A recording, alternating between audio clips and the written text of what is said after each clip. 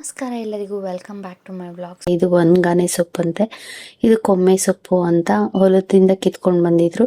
Taste ತುಂಬಾ ರುಚಿಯಾಗಿರುತ್ತೆ. ಸಾರು ಮಾಡೋದಕ್ಕೆ ಹೆಲ್ತ್ಗೆ ತುಂಬಾ ಒಳ್ಳೆಯದು. ಮಿಕ್ಸಿ ಸೊಪ್ಪನ್ನ ಹಾಕಿ ಸಾರು ಮಾಡ್ಕೊಳ್ಳೋದ್ರಿಂದ ಈ ರೀತಿ ಎಲೆಗಳಿರುತ್ತೆ. ಇದು ರೋಡ್ ಸೈಡಲ್ಲಿ ಕೂಡ ಬಂದಿರುತ್ತೆ. ನಮಗೆ ಹೊಲಗಳಲ್ಲೂ ಸಹ ಸಿಗುತ್ತೆ ಕೊಮ್ಮೆ ಸೊಪ್ಪು ಮತ್ತೆ ಅಣ್ಣೆ ಸೊಪ್ಪು.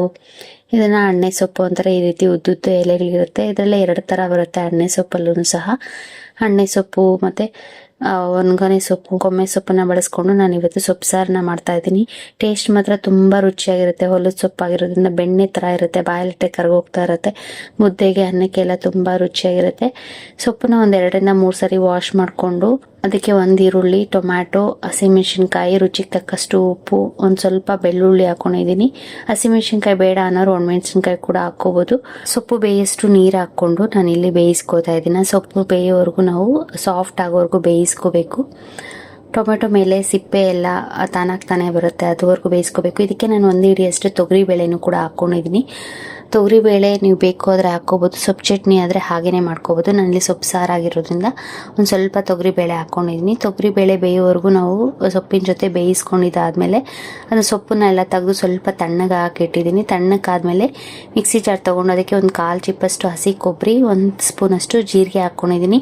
ಜೀರಿಗೆ ಹಾಕೋದ್ರಿಂದ ಟೇಸ್ಟ್ ಚೆನ್ನಾಗಿರುತ್ತೆ, ಆರೋಗ್ಯಕ್ಕೂ ಸಹ ಒಳ್ಳೆಯದು. ಕೊಮ್ಮೆ ಸೊಪ್ಪು ಎದೆ ನೋವಿಗೆ ತುಂಬ ಒಳ್ಳೆಯದು ಅಂತ ಹೇಳ್ತಾರೆ. ನಮ್ಮ ಅಮ್ಮ ಹೇಳ್ತಾ ಇರ್ತಾರೆ, ಕೊಮ್ಮೆ ಸೊಪ್ಪು ತಿನ್ನೋದ್ರಿಂದ ಎದೆ ನೋವು ಬರಲ್ಲ, ಕಂಟ್ರೋಲ್ ಆಗುತ್ತೆ ಅಂತ.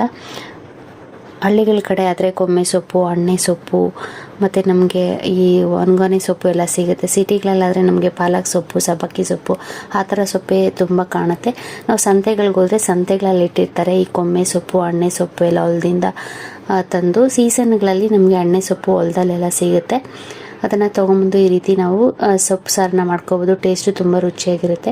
ಈಗ ಸೊಪ್ಪು ತಣ್ಣಕ್ಕಾದ್ಮೇಲೆ ನಾನಿಲ್ಲಿ ಮಿಕ್ಸಿ ಜಾರಲ್ಲಿ ಕೊಬ್ಬರಿ, ಜೀರಿಗೆ ಹಾಕೊಂಡಿದ್ದಿಲ್ಲ. ಅದಕ್ಕೆ ಸ್ಟಾರ್ಟಿಂಗ್ ಟೊಮ್ಯಾಟೊ, ಈರುಳ್ಳಿ, ಹಸಿಮೆಣಸಿನ್ಕಾಯಿ, ಬೆಳ್ಳುಳ್ಳಿನ ಸಪ್ರೇಟ್ ಮಾಡಿಕೊಂಡು ಅದನ್ನು ನಾವು ರುಬ್ಕೊಂಡಿದ್ದಾದ್ಮೇಲೆ ನಾನಿಲ್ಲಿ ಸೊಪ್ಪನ್ನ ಹಾಕಿ ಜಸ್ಟ್ 1 ರೌಂಡ್ ಹಾಕ್ಕೊಂಡಿದ್ದೀನಿ ಅಷ್ಟೇ.